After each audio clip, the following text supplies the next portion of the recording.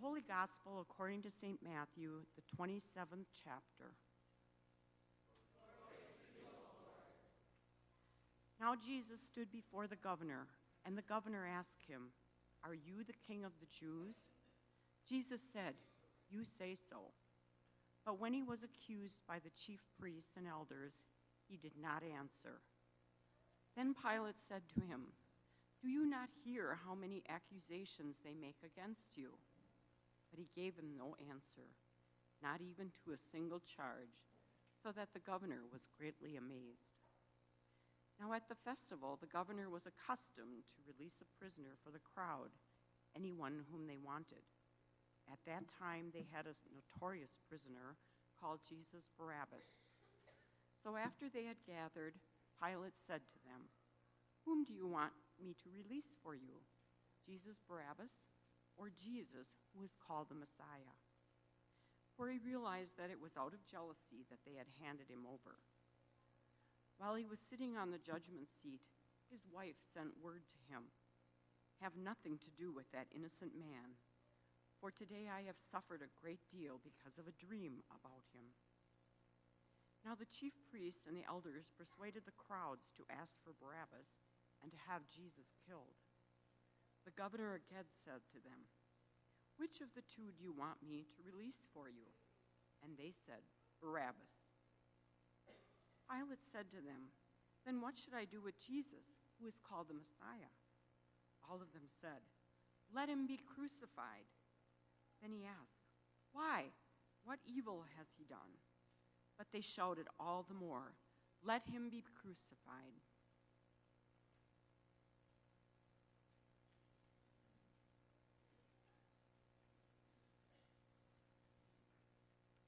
I've noticed that sometimes kids in my life, so that means, of course, my kids, but other kids that I see and spend time with, is that they will get frustrated if they have a hard time learning something. If it doesn't come quickly and easily, they get frustrated and they want to give up. Well, of course, if I make that observation, I guess I also have to look at myself and realize that my kids probably learned that from me. That there are times when I just want things to go easy, and I guess that's maybe true for all of us, that we like things to come easily. We like things to go smoothly, right? That's the way we would always prefer it. But as we grow older, I guess, or I hope there's some wisdom that comes in age, we come to realize that maybe the best things in life don't come easily at all. That they can be hard, very hard. Like marriage, for instance, right? We'd like it to be easy, but it's not. It takes effort, it takes work, it takes commitment, it takes sacrifice. Or things like preparing for a profession. I'm always amazed when I talk to people in other professions and hear about all the things that they have to go through to become a professional, to be competent, to be authorized to do what they do, and it takes a lot of work. It doesn't come easily. And then, of course, there's raising children, right? They're so cute when they're babies. They're always cute. They're always beautiful. But they take work, don't they? And sometimes they bring out the best in us as parents, and sometimes, let's be honest, they bring out our worst. And then, of course, there are things like defending freedom and protecting people. That is not easy. That comes with a cost. That comes with effort. That comes with sacrifice. Today we look at Jesus. To save the world would not be easy. There would be effort, there would be cost, there would be sacrifice, because the best things in life don't come easily. Many occasions I have talked to people who are kind of wrestling with faith, and maybe I would want them to embrace faith, but they are a little bit skeptical of this God, and they look around and they just don't know if this God can really be true, and they don't understand this whole story of the crucifixion. They wonder why there has to be a cross. And I think they really would like to say, well, if God is all-powerful, if God is this creator of the world, couldn't God have just said, okay, you're all forgiven, you all get a fresh start, and nobody had to die for it? Sounds a little bit like Bewitched to me. Remember Samantha or Tabitha, they just went like this with their nose, and all of a sudden something was changed, and maybe that's the way that we would like the story to go, and all the stories in our lives, just a little bit like this, and everything's better, but that isn't life, is it? That isn't life. And God proves that God is willing to be in it with us, even when it's hard. Even when we are challenged, even when there is a cross involved. God says, I love you this much, that I am willing to be in it fully with you. I will die in order to save you.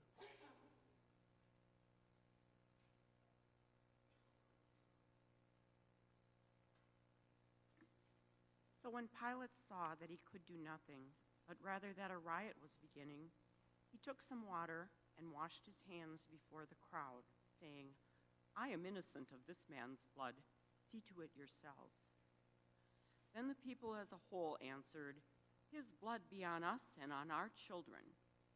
So he released Barabbas for them, and after flogging Jesus, he handed him over to be crucified.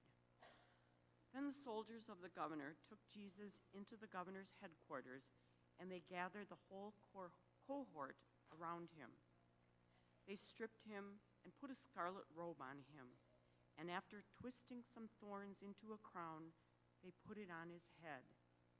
They put a reed in his right hand and knelt before him and mocked him, saying, Hail, King of the Jews! They spat on him and took the reed and struck him on the head. After mocking him, they stripped him of the robe and put his own clothes on him. Then they led him away to crucify him. As they went out, they came upon a man from Cyrene named Simon. They compelled this man to carry his cross.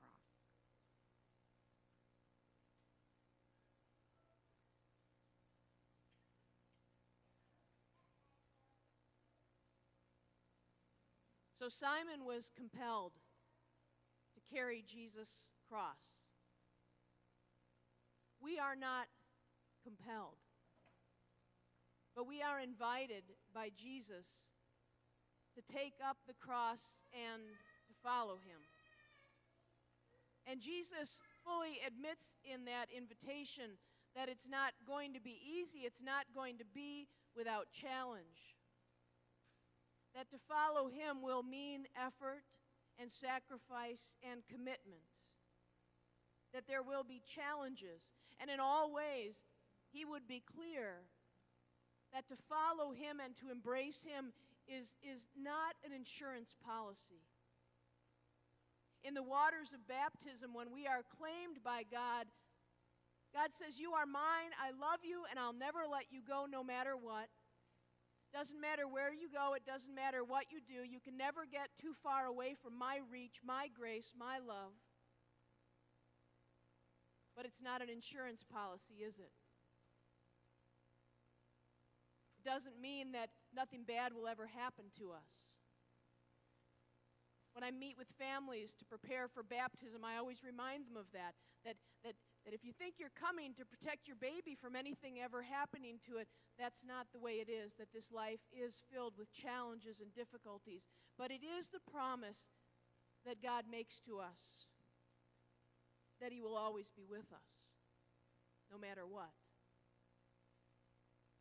What I've really appreciated about Sarah Miles' telling of her stories in Jesus Freak, the book that we have read together over the season of Lent, is that she's always honest about how hard it is. She doesn't really sugarcoat things, does she? Those of you who have read it. You know, if you didn't hear this story or you haven't been reading it with us, she is a woman who was an atheist who wandered into a church and dared to participate in the worship that day, although she did not know anything about what was going on. And she took the bread of communion and was changed. And so she became this fully committed follower of Jesus and started a food pantry in San Francisco that serves hundreds and hundreds and hundreds of people every week. But as she tells these stories, I've really appreciated that she doesn't sugarcoat it. You know, she even says, there's a verse or a sentence here where she talks about becoming a follower of Jesus, and she says, in my new life, I wasn't particularly nicer, but I was freer. I wasn't more holy, but I felt more blessed. So she says that, you know, I was still me. I was still me, but my life was different. And then she tells this one story where she really opens herself up and talks about how hard it was sometimes to serve. But she did it because she believed in it. This is what she says about one particular day, one Friday, as she comes to the food pantry. She says, and then there were the Fridays I didn't look forward to at all. I'd show up already impatient, dreading conversations with one more crazy person. I'd snap at Paul and be rude to Michael. I'd cook morosely, not even bothering to make the lunch nice. I felt hateful sometimes, watching people trying to scam each other. I felt disappointed when, for the third week in a row, Big Jim would show up drunk and obnoxious and we'd have to send him home. I got sick of pantry visitors peeing in the bushes, throwing their trash on the church steps, breaking the branches off the flowering trees in our front yard. The worst was when volunteers would corner me to complain about each other or whisper accusations. This one's stealing food. That one passes her extra food to friends. He takes too much bread. It's not fair. It's not fair. It's not fair. It wasn't fair. I tried to remember what Jesus preached constantly. Mercy. Mercy. Mercy.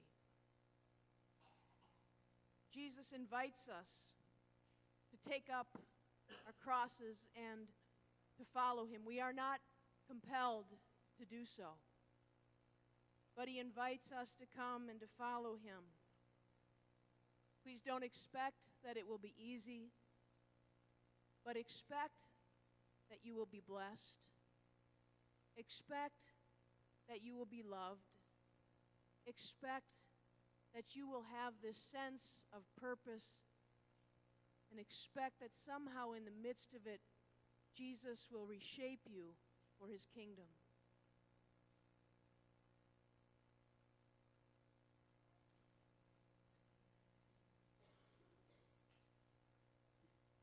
When they came to a place called Golgotha, which means place of a skull, they offered him wine to drink mixed with gall. But when he tasted it, he would not drink it. And when they had crucified him, they divided his clothes among themselves by casting lots. Then they sat down there and kept watch over him. Over his head they put the charge against him, which read, "This is Jesus, King of the Jews." Then 2 bandits were crucified with him, one on his right and one on his left.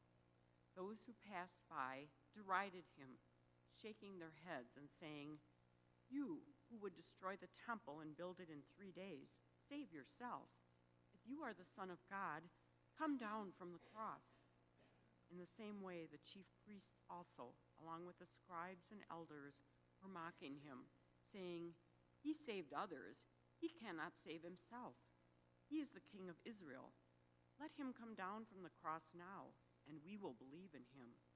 He trusts in God. Let God deliver him now, if he wants to, for he said, 'I am God's son.'" The bandits who were crucified with him also taunted him in the same way.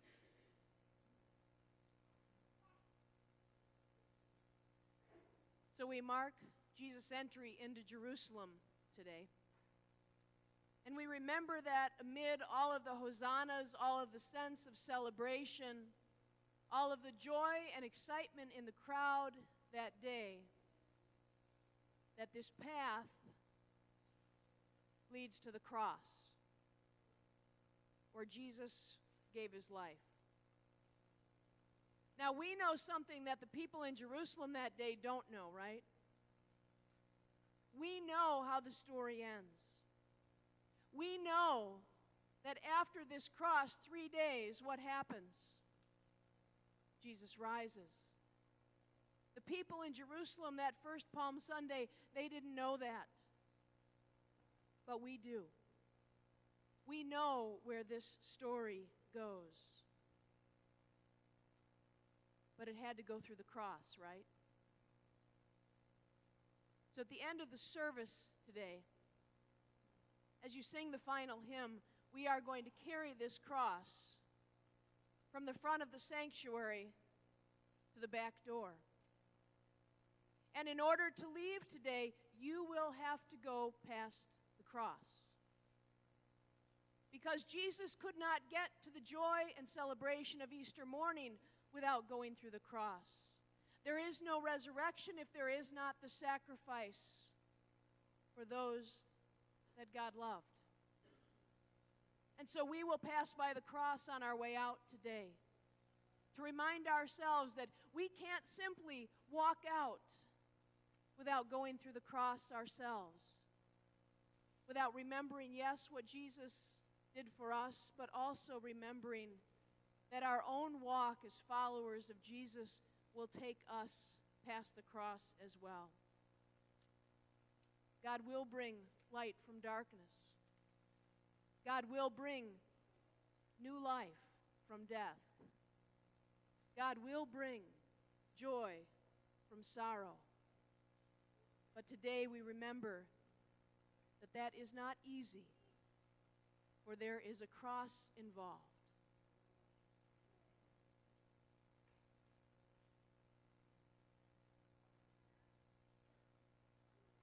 From noon on, darkness came over the whole land until 3 p.m. And about 3 o'clock, Jesus cried with a loud voice, "Eli, Eli, lema sabachthani?" That is, my God, why have you forsaken me?" When some of the bystanders heard it, they said, "This man is calling for Elijah." At once one of them ran and got a sponge, filled it with sour wine, put it on a stick, and gave it to him to drink. But the others said, "Wait, let us see whether Elijah will come to save him." Then Jesus cried again with a loud voice and breathed his last. At that moment, the curtain of the temple was torn in two from top to bottom. The earth shook and the rocks were split. The tombs also were opened, and many bodies of the saints who had fallen asleep were raised. After his resurrection, they came out of the tombs and entered the holy city and appeared to many. Now when the centurion and those with him, who were keeping watch over Jesus, saw the earthquake and what took place, they were terrified and said, "Truly, this man was God's Son." The Gospel of the Lord.